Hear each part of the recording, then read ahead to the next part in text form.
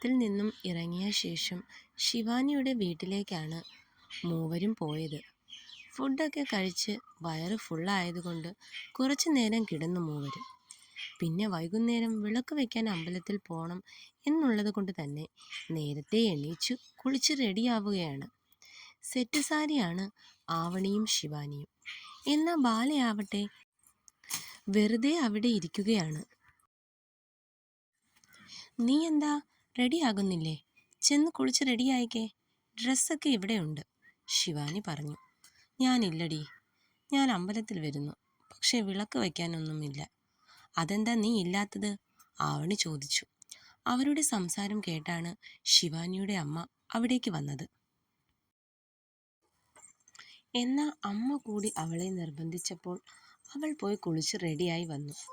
ശിവാനിയുടെ അമ്മ തന്നെ അവൾക്ക് സാരി ഉടുത്തു കൊടുത്തു. സെറ്റ് സാരിയൊക്കെ ഉടുത്ത് മൂന്നാളും തലയിൽ കുറച്ച് മുല്ലപ്പൂ ഒക്കെ ചൂടി സുന്ദരി കുട്ടികളായി. കണ്ണാടിയിൽ നോക്കിയപ്പോൾ നെറുകയിൽ കുറച്ച് സിന്ദൂരം തൊടാൻ ബാലയ്ക്ക് തോന്നി. പക്ഷേ പിന്നെ എന്തോ അവൾ അത് വേണ്ടാന്ന് വെച്ചു. അവളുടെ മനസ്സിൽ ആ സമയം വിവാഹ ദിവസം സിദ്ധാർത്ഥ് അവൾക്ക് സിന്ദൂരം ചാർത്തി കൊടുത്തതായിരുന്നു. ബാലേ, നീ എന്താ ഇങ്ങനെ ആലോചിച്ച് നിൽക്കുന്നേ? ശിവാനിയുടെ വിളിയാണ് അവളെ ചിന്തകളിൽ നിന്നും ഉണർത്തിയേ. ഒന്നുമില്ലടി, ബാല പറഞ്ഞു. ശിവാനി ബാലയുടെ അടുത്ത് വന്നു അവളുടെ മുഖത്തേക്ക് നോക്കി. എനിക്ക് മനസ്സിലായി ബാല, നീ എന്താ ആലോചിക്കുന്നതെന്ന്. നിന്റെ ആഗ്രഹം പോലെ തന്നെ എല്ലാം നടക്കും. സിദ്ധുവേട്ടൻ എല്ലാം തുറന്നു പറഞ്ഞ് നിങ്ങൾ ഒന്നിച്ച് തന്നെ ജീവിക്കും. അങ്ങനെ ഒരു ദിവസത്തിന് വേണ്ടി നിനക്ക് അധികം നാൾ കാത്തിരിക്കേണ്ടി വരില്ല, ശിവാനി പറഞ്ഞു. ബാല ഒന്ന് ചിരിച്ചു. അമ്പലത്തിൽ എത്തിയിട്ട് കുറച്ചു നേരമായി എങ്കിലും ബാലയുടെ കണ്ണ് സിദ്ധുവിനെ നിർത്താതെ തിരയുന്നുണ്ട്. പക്ഷെ അവനെ എവിടെയും കാണാൻ പറ്റിയില്ല. ഹലോ, ആരെയായി തിരയുന്നത്?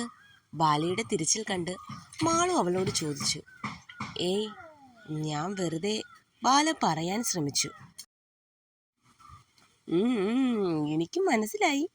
സിദ്ധുവേട്ടൻ കുറച്ചു മുമ്പ് വീട്ടിലേക്ക് പോയി, കൂടെ ബാക്കിയുള്ളവരും കുറച്ചു കഴിഞ്ഞ് വരും. അങ്ങനെ അവർ സംസാരിച്ചു നിന്നപ്പോൾ ആമിയും എത്തി. സെറ്റും മുണ്ടുമായിരുന്നു അവളുടെ വേഷം. ചേച്ചി നല്ല സുന്ദരിയായിട്ടുണ്ട്, ബാല ആമിയെ നോക്കി പറഞ്ഞു. എന്നേക്കാൾ സുന്ദരി ഇന്ന് നീ തന്നെയാണ്, ആമി ബാലയോട് പറഞ്ഞു. അവൾ ചിരിച്ചു. ആദ്യമായിട്ടാണ് ബാല സെറ്റ് സാരി ഉടുക്കുന്നത്. അന്ന് വിവാഹ ദിവസവും ആമി ചേച്ചിയാണ് സാരി ഉടുപ്പിച്ചത്. സാധാരണ പട്ടുപാവാടയായിരിക്കും വിളക്ക് വെപ്പിനൊക്കെ അവൾ ധരിക്കുന്നത്. ഇന്ന് ശിവാനിയുടെ അമ്മ നിർബന്ധിച്ചപ്പോൾ സാരി ഉടുത്തയാ. അവൾ ആമിയോട് പറഞ്ഞു.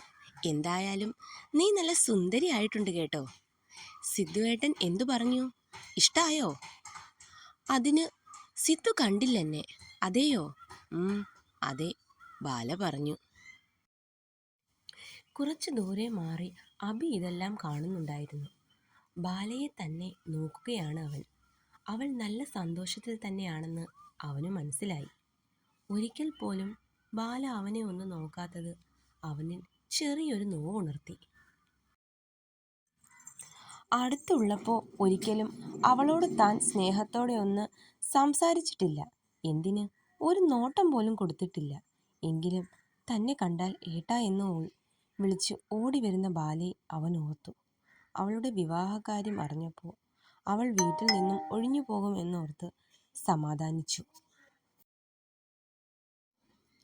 എന്നാൽ സിദ്ധാർത്ഥാണ് അവളെ വിവാഹം കഴിച്ചതെന്ന് അറിഞ്ഞപ്പോൾ വല്ലാത്ത ഒരു കുറ്റബോധം തോന്നി.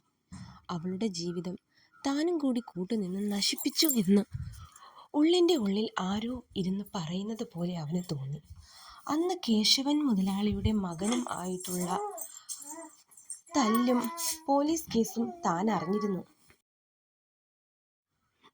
പിന്നെ ബാല ജോലിക്ക് പോണതും അതൊക്കെ അറിഞ്ഞപ്പോൾ സിദ്ധാർത്ഥിനോട് ദേഷ്യം തോന്നി. അതുകൊണ്ടാണ് അന്ന് അവർ വീട്ടിൽ വന്നപ്പോൾ അവരെ രണ്ടാളെയും ഒന്ന് നോക്ക പോലും ചെയ്യാഞ്ഞത്. എന്നാൽ പിന്നീടുള്ള ദിവസങ്ങളിൽ താൻ നേരിട്ട് തന്നെ മനസ്സിലാക്കി ബാല സിദ്ധാർത്ഥിനൊപ്പം സന്തോഷത്തോടെയാണെന്ന്. ആമയ്ക്കും അമ്മയ്ക്കും സിദ്ധാർത്ഥിനെ വലിയ ഇഷ്ടമാണ്.